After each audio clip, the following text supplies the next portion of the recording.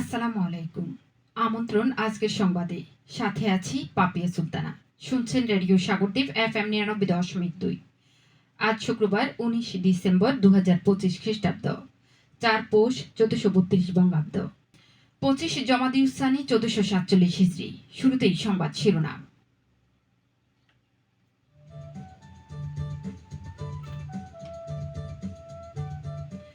সারা দেশে degree final পরীক্ষার ফল প্রকাশ।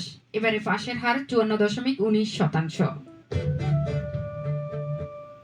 ঘন কুয়াশায় গাড়ি দুর্ঘটনা এড়াতে চালকদের 4 নির্দেশনা দিয়েছে বাংলাদেশ সড়ক পরিবহন কর্তৃপক্ষ BRTA। ওসমান হাদির মৃত্যুতে আগামীকাল রাষ্ট্রীয় শোক ঘোষণা। ভোটের সময় আইন শৃঙ্খলা ও অপতথ্য মনিটরিং সেল গঠন করবে ইসি। বাংলাদেশের বিপক্ষে 2 ভাগে সিরিজ খেলবে পাকিস্তান। শুনলেন সংবাদ শিরোনাম। সংবাদ রেডিও সাগরদ্বীপ 99.2 FM এর সম্প্রচারের পাশাপাশি সরাসরি প্রচারিত হচ্ছে www.radiosagordip.com এবং অ্যান্ড্রয়েড অ্যাপ রেডিও সাগরদ্বীপ থেকে। এবারে বিস্তারিত। শুরুতেই স্থানীয় সংবাদ। জাতীয় বিশ্ববিদ্যালয়ের অধীনে অনুষ্ঠিত 2023 সালের ডিগ্রি পাস ও সার্টিফিকেট কোর্স তৃতীয় বর্ষ পরীক্ষার ফলাফল প্রকাশ করা হয়েছে। একাডেমিক কাউন্সিল ও সিন্ডিকেটের অনুমোদন ক্রমে গতকাল 18 ডিসেম্বর 2025 রাত 8টায় ওয়েবসাইটে এই ফলাফল প্রকাশ করা হয়।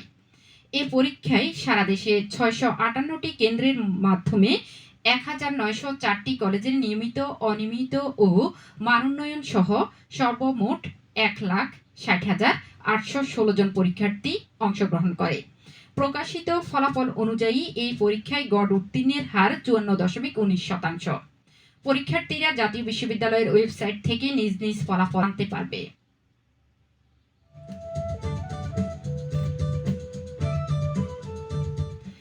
ঘন কুয়াশার কারণে সড়কে বাড়ছে দুর্ঘটনা, এতে প্রাণহানি হচ্ছে অনেকের।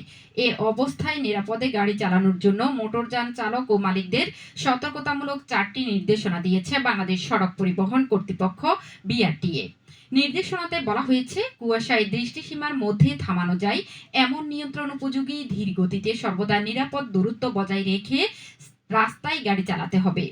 কুয়াশাচ্ছন্ন অবস্থায় গাড়ির হেডলাইট লো বিম বা ডিপার জ্বালিয়ে গাড়ি চালাতে হবে। হাই বিম বা আপার কুয়াশাকে আরো বেশি ঘন করে বিধায় হাই বিম বা আপার জ্বালিয়ে গাড়ি চালানো যাবে না। লেন পরিবর্তন বা ওভারটেকিং করা যাবে না। যেসব স্থানে দৃষ্টি যায় না বা বাঁক নেওয়ার আগে দেখা যায় না, সেসব স্থানে দরকার হলে বিপদ এড়ানোর জন্য হর্ন বাজাতে হবে। ঘন কুয়াশার কারণে একেবারেই দেখা না গেলে বা দৃষ্টিসীমার শূন্যের কোঠায় পৌঁছে গেলে নিরাপদ জায়গায় গাড়ি থামিয়ে হেডলাইট বন্ধ করে হ্যাজার্ড লাইট জ্বালাতে হবে।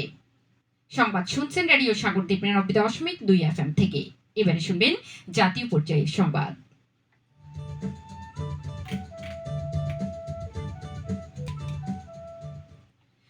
ইনকিলাব মঞ্চের মুখপাত্র এবং ঢাকা 8 আসনের সম্ভাব্য স্বতন্ত্র প্রার্থী শরীফ ওসমান হাদির মৃত্যুতে আগামীকাল শনিবার রাষ্ট্রীয় শোক ঘোষণা করা হয়েছে। গতকাল রাতে জাতির উদ্দেশ্যে দেওয়া ভাষণে প্রধান উপদেষ্টা অধ্যাপক ডক্টর মোহাম্মদ ইউনূস এই ঘোষণা দেন। প্রধান উপদেষ্টা জানান, শরীফ ওসমান হাদির অকাল মৃত্যুতে আগামীকাল একদিনের রাষ্ট্রীয় শোক ঘোষণা করা হয়েছে। এ উপলক্ষে শনিবারে দেশের সব সরকারি, আধা সরকারি, স্বায়ত্তশাসিত প্রতিষ্ঠান, শিক্ষা প্রতিষ্ঠান সহ সরকারি, বেসরকারি ভবন এবং বিদেশে বাংলাদেশের মিশনগুলোতে জাতীয় পতাকা অর্ধনমিত থাকবে। এদিকে আজ বাদ জুমা দেশের প্রতিটি মসজিদে শহীদ ওসমান হাদির রুহের মাগফিরাত কামনায় বিশেষ দোয়া ও মুনাজাত অনুষ্ঠিত হয়। অন্যান্য ধর্মের উপাসনালয়গুলোতেও আয়োজন হয় বিশেষ প্রার্থনার।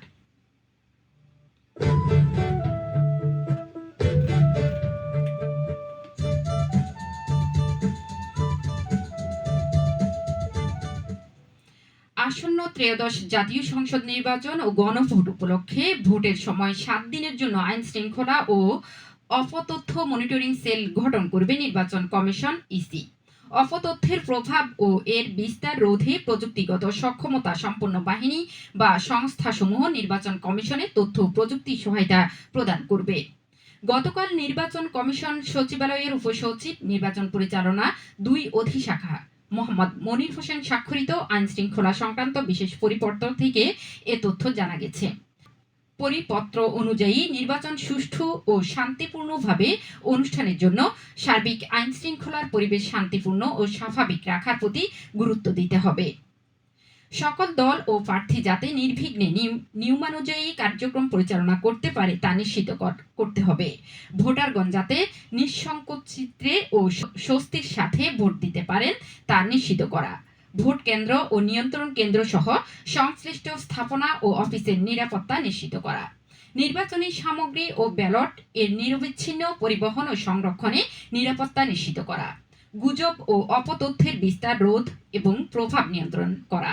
জাতীয়, ধর্ম, লিঙ্গ, গোত্র নির্বিশেষে ক্ষুদ্র ও প্রান্তিক জনগোষ্ঠীর নিরাপত্তা নিশ্চিত করা।